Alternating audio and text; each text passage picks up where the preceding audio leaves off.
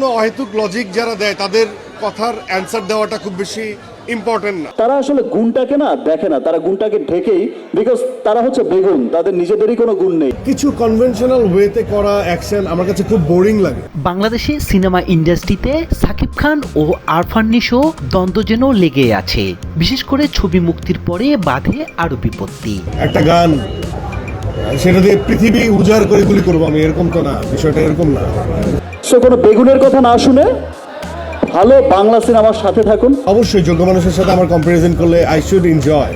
এবার ঈদে সাকিব খানের মুক্তিপ্রাপ্ত প্রিন্স সিনেমা এতে বরাবরের মতো অ্যাকশন নায়ক হিসেবে হাজির হন সাকিব খান। নিশো বলেন, সাকিব খান প্রায় প্রতিটি ছবিতেই দেখা যায় এত বড় বড় গান নিয়ে শত্রুপক্ষকে ঘায়েল করতে, যা দর্শক দেখতে দেখতে বিরক্ত হয়েছে। এই সব দৃশ্য দর্শক এক দুইবার ভালো লাগলেও কিন্তু সব ছবিতে তার গতানুগতিক অভিনয়। অ্যাকশন তো আরো অনেক উপায়ে তুলে ধরা যায়। অ্যাকশন ওরিয়েন্টেড যে সিনেমা, এটা আমাদের বাংলাদেশের সিনেমা মনে হতে হবে।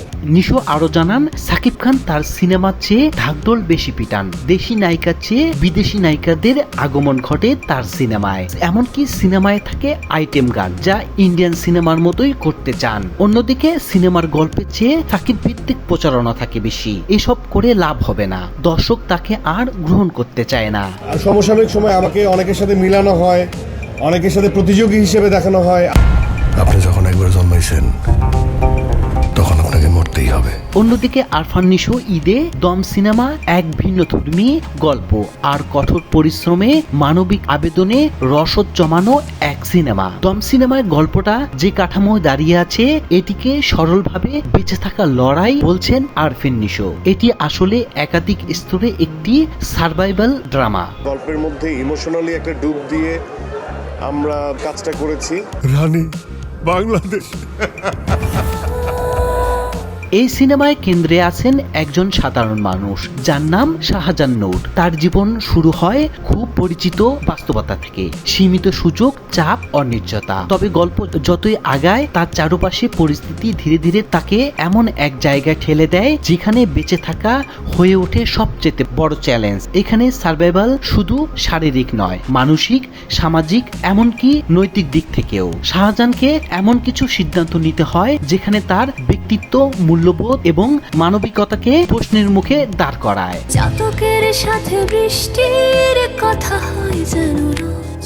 আরফান নিশো আরো জানান, কাজাখস্তানে শুটিং এর অভিজ্ঞতা আমার ক্যারিয়ারে সবচেয়ে চ্যালেঞ্জিং অভিজ্ঞতার একটি। বিশেষ করে কাজাখস্তানের দুর্গম পাহাড় এলাকায় কাজ করা একেবারে অন্যরকম ছিল। এতদিন যত কাজ করেছি এমন পরিস্থিতির মুখোমুখি আগে কখনো হয়নি। সেখানে ঠান্ডাটা ছিল সবচেয়ে বড় চ্যালেঞ্জ। তাপমাত্রা হয়তো -8 ডিগ্রির মতো ছিল, কিন্তু অনুভূত হতো -15 ডিগ্রির কাছাকাছি। সেই প্রচন্ড ঠান্ডার মধ্যে শুটিং করা, সংলাপ বলা, শরীর ঠিক রাখা, সবকিছুই কঠিন হয়ে দাঁড়িয়েছিল।